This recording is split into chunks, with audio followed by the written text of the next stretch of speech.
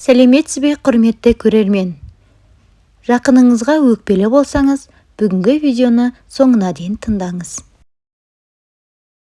Жақыныңа өкпелі болсаң да, аз ғұмырыңды сыйластықпен өткіз. Өкпе, реніш, наз дегенді көңіліңнен өзің өшірмесең, ол еш уақытта бітпейді. Бүгінгі адам ертең топырақ.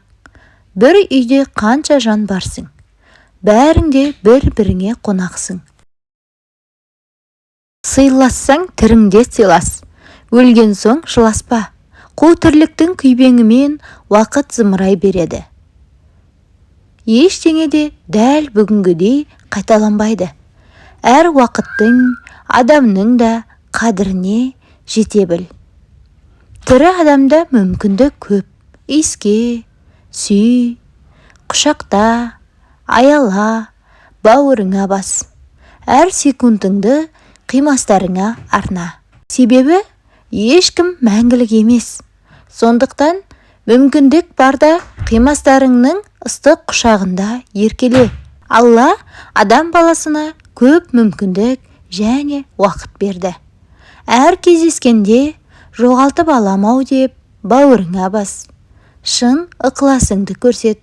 Қоштасарда да көріспей қалсам ше деген оймен қимай қоштас. Сезіміңді білдір. Ол адамның саған қымбат екенін сездір. Сен өлгенше өштесіп жүрердей, ол да шайтан емес. Не сен, не ол бірінші кетеді. Сол кезде өкінбейтін бол. Қасыңда жүрген адамдарды бағалай біл. Ол туысқаның, жаныңдағы жарың, досың, сырласың, мейлі құрдасың болуы мүмкін. Қайсысы болса да, ол да адам. Бүгін бар, ертең де бар болуы мүмкін. Ал арғы күні бар болама, жоқ болама белгісіз. Кейін ол сізден алыстап кетсе, саныңызды соғып қалмаңыз. Өмірде ештеңеге мәңгілік деп қарамаңыз. Ақшаға да. Ол сізде қазір бар болуы мүмкін. Кейін жоқ болмасына кім кепіл? Тіпті мен де, мұны тыңдап отырған сіз де мәңгілік емессіз. Туысқаныңды, бауырыңды сағындың ба? Онда жай ғана хабарлас, ізде. Сағынып кеттім деп, әпке, әке, апа, сіздерді қатты жақсы көремін деп хабарлама жаз.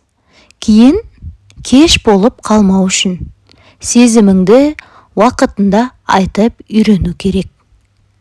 Ештеңеде маңызды емес. Ақша, атақ, мансап, байлық, сұлулық, менмендік, көкіректік, көлік, қымбат телефон, қымбат киім, тағы да басқалары. Тек қана сезім.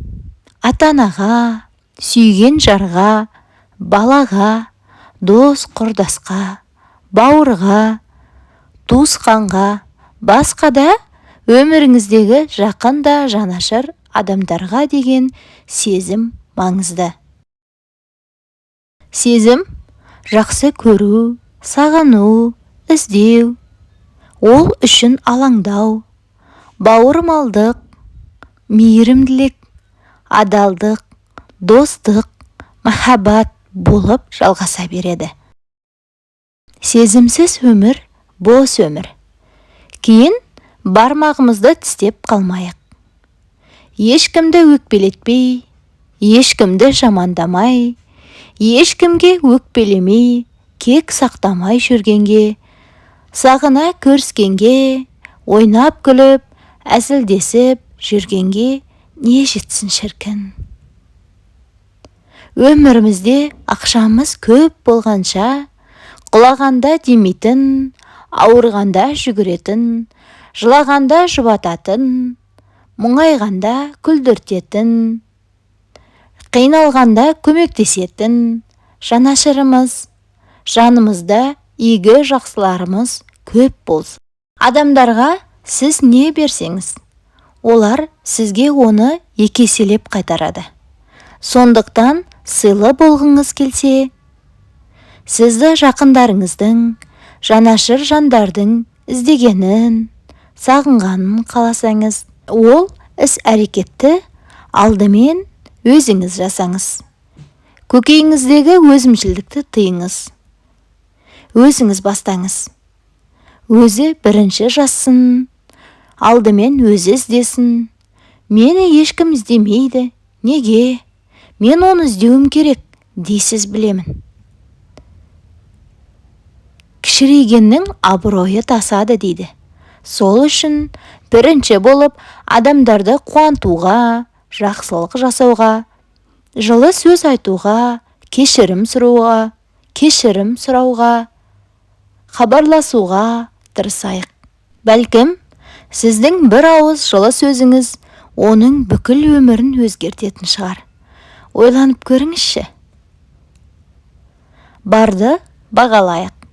Бұл өмір қамшының сабындай өте қысқа. Аталы сөз, баталы сөз. Ағайын тату болса, ат көп. Абысын тату болса, ас көп. Бір ауылда 1000 туысың болғанша, әр ауылда әр туысың болсын. Мал қонысын іздейді, ер туысын іздейді. Бұл дана сөздерді атам қазақ айтып кеткен. Кешегісін ойлап, болашағын болжап отыратын бабаларымыз ұрпағына осындай аталы сөз қалдырған. Ағайынның татулығын ұлағат еткен, бауырлардың бір-біріне бауырмал болуын баса айтқан. Туыстық байланыстың маңыздылығы мен парқын жете түсіндірген. Тіпті туғаныңмен сыйыспасаң, кең дүниеге сыймассың деп те ескертеді. Бірақ оны бүгінгі буын елеп ескеріп жатыр ма? Ағайынның азары болса да безері болмайды. Ағайын дегеніміз Тәңірдің бұйрығы. Оны сен таңдай алмайсың, тағдыр жолықтырады. Демек, ағайын сенің сынағың. Жаман болса төзесің, жақсы болса озасың. Сондықтан Аллах Тағала ағайынға қарайласуды, көмектесуді, оны жақсылыққа шақыруды, оған қол ұшын беруді өз құлдарына текке міндет еткен жоқ. Өмір бізге теңіздей көп мүмкіндіктер береді. Ал біз көбінесе жүзуге ерінеміз. Ананың арманы балаларын қанатының астында ұстау емес, олардың өз қанатымен ұшқанын көру. Тағамның асылы қаранан, адамның асылы кәрі анаң. Өмірде адам 3 нәрсеге ынтық болады. Біріншісі, емін-еркін өмір сүруге. Екіншісі, жұрттың құрметіне бөленуге. Үшіншісі, келешекке пайдасы тиетін игі еңбек жемісін молықтыруға. Ал бұларға жету үшін 4 шартты орындауға тиіс. Біріншісі, дүние мүлікті адалдан жинау. Екіншісі, қолда бар дәулетті ұқыптап ұстау, жақсы күту. Үшіншісі, жиған тергенді күнделікті керекке, үй ішінің, туған туыстың қажетіне жарату. Мұның пайдасы ақыретте тиеді. Төртіншісі, қолдан келгенше пәле жаладан сақ болу. Кемшілікке кеңшілік, бірде жағдайы өте жұпыны, жұмысы да қарапайым, табысы да мардымсыз бір жігітке қайын атасы келіп, сен менің қызымды үлде мен бүлдеге орап, еркелете бергеніңді қой. Үйдегі тамақты, етті де әдейі азайтып тұр. Ішкені алдында, ішпегені артында болған адам нығметтің қадірін түсінбейді, дейді қабағын шытып. Жігіт мына сөзге таң тамаша болып, не деп жауап берерін білмей тұрып қалады. Себебі барлығы қайын атасы айтқандай емес. Керісінше, Жігіттің айлығы шайлығына да жетпей, мардымсыз болып қалатын кездер болып тұрады. Таңданысын жасыра алмаған ол мән-жайды әйелінен сұрамаққа бекінеді.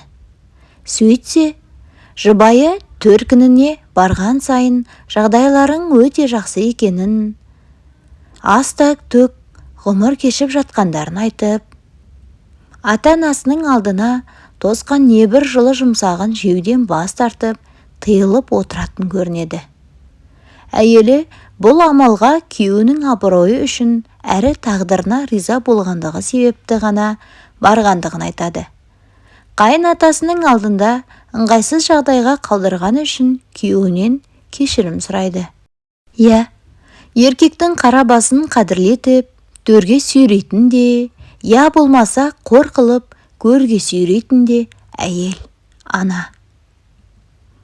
Кей кемшілікке кеңшілік танытып, таршылықта торықпаған, ертеңгі күнім не болады-ау деп, жасып, аласұрып қорықпаған, дәл осындай аналардың ісі барша аруға өнеге болуға тұрарлық. Қазір бұндай әйел жоқ, қазір мұндай еркек жоқ деп шулай беруге болмайды. Бет жыртысып таласып. Қазір де өздеріңіз аңсаған ер мен әйел баршылық. Адамнан идеал жасайтын тек өзіміз. Ешкім бізге керемет күйеу мен әйелді мә деп ұстата салмайды. Жақсы жарда қаласаң, сол жақсылыққа қарай әрекет ет. Амал жаса. Жамандығын жасыр, жақсылығын асыр. Еріңнің ебін тап, әйеліңнің көңілін тап. Сонда өзің іздеген бақытың босағаңда жүреді. Қиын кездерде сізге қолдау көрсеткен жақын адамдарды бағалаңыз. Сізге қолын созған адамды еш қашан және ешкімге сатпайтын адамды жақсы көріңіз. Не жақсы, дүниені көрген жақсы, ізінен жақсылардың ерген жақсы, басына күн туғанда дос бауырдың, келгенше қолдан көмек берген жақсы.